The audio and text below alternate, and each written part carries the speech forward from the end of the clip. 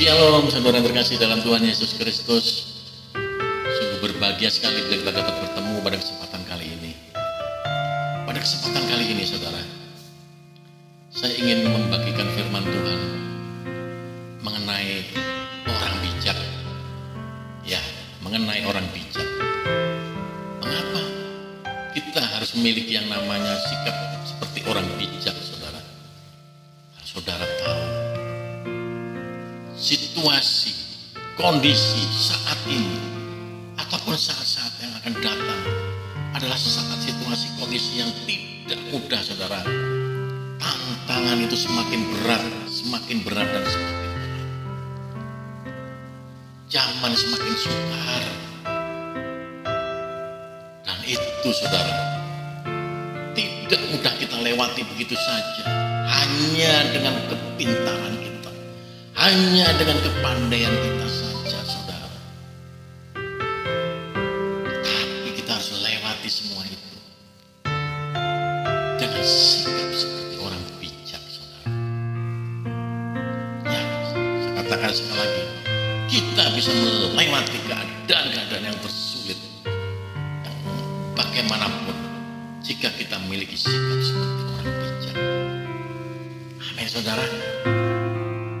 Kalau saudara nanti baca di dalam Alkitab, bagaimana tokoh-tokoh Alkitab pada zamannya, dia bisa melewati, saudara, melewati masa-masa sukarnya, tantangan-tantangan terberat dalam kehidupannya, bukan dengan kepandaian, kepintaran, pengetahuan, tetapi mereka melewatinya dengan sikap yang bijak.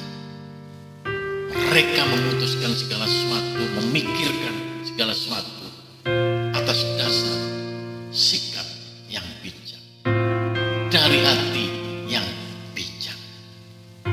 Saudara nanti bisa baca bagaimana Yusuf, saudara. Bagaimana Yusuf, saudara nanti bisa baca sendiri. Bagaimana Yusuf bisa melewati masa-masa sukarnya, masa-masa terberatnya. Mulai dibuang di sumur, dijual menjadi budak, difitnah, masuk penjara, sampai dia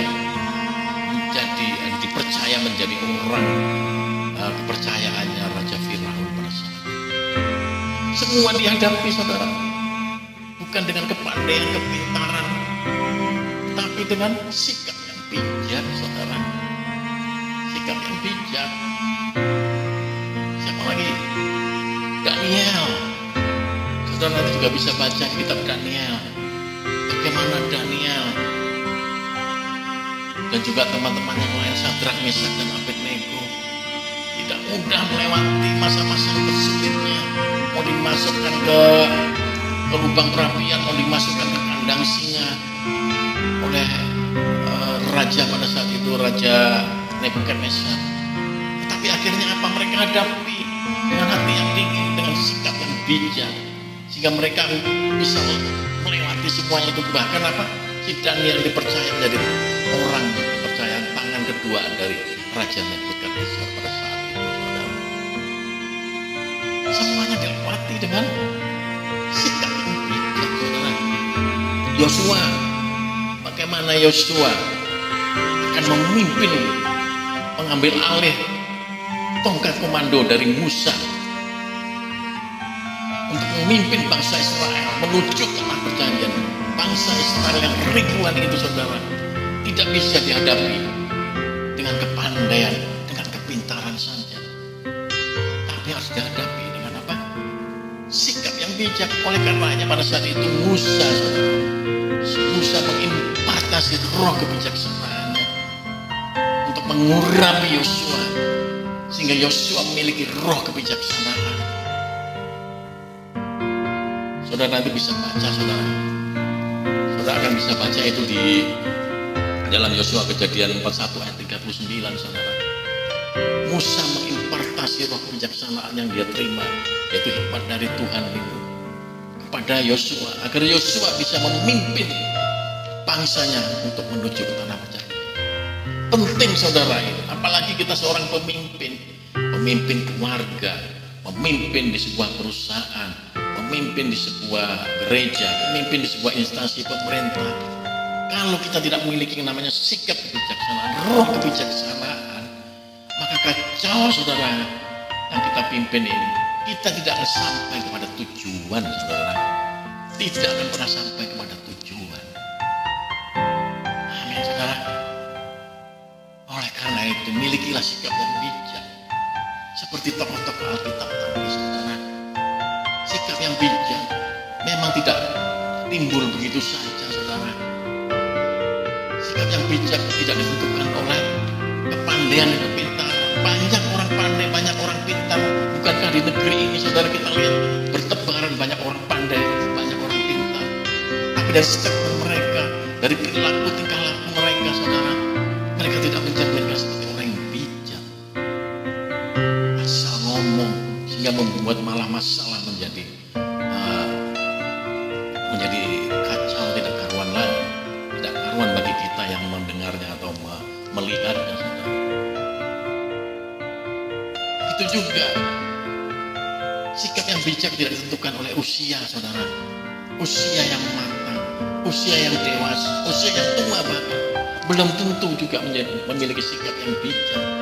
Malah bahkan saat ini kalau kita lihat banyak anak-anak muda yang mereka memiliki sikap yang malah lebih wise, lebih bijak, sehingga mereka memberikan solusi. Mereka bisa melewati masa-masa keadaan yang sulit dalam kehidupan mereka, sehingga menjadi sebuah panutan bagi kita. Mereka keluar dan memberikan solusi karena mereka memiliki sikap yang wise, yang bijak. Amin. Sikap yang bijak tidak timbul begitu saja saudara. Karena apa? Karena dia adalah orang yang mau belajar dari kesalahan masa lalu, kegagalan masa lalu. Bukan hanya pengetahuan saja yang dimiliki, kepintaran saja yang dimiliki, tapi dia mau belajar dari kegagalan, kesalahan masa lalu, sehingga menjadi orang tersebut malah menjadi lebih waspada, lebih semangat, lebih teliti dalam setiap mengambil keputusan yang penting, yang strategis, yang menentukan kehidupannya. Dia tidak mudah begitu saja mengambil sebuah keputusan. Dia akan menimbang banyak hal dari kegagalannya, dari kesalahan-kesalahan yang dilakukan sebelumnya saudara. Sikap bijak juga bisa dilatih sejak kecil saudara, bisa dilatih sejak kecil.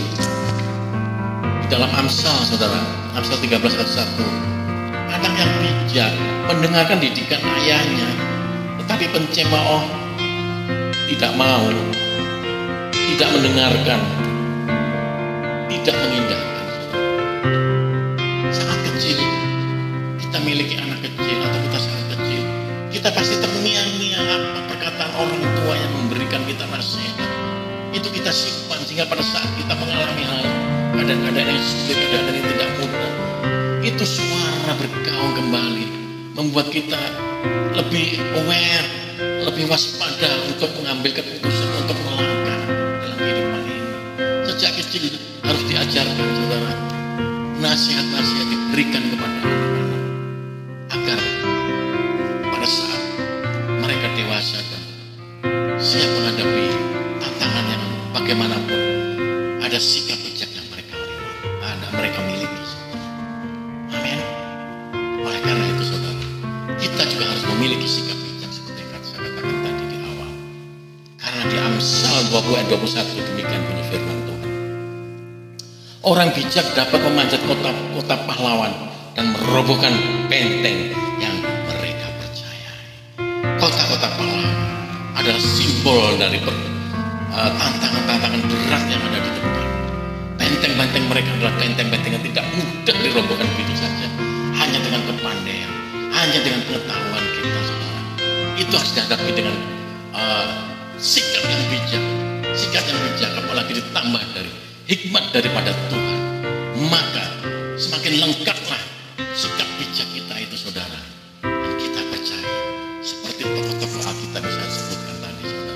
Kita bukan hanya bisa melewati saja pergumulan atau masa-masa yang sulit saat ini, tapi kita lebih daripada itu saudara. Kita akan keluar menjadi pemenang, lebih dari pemenang.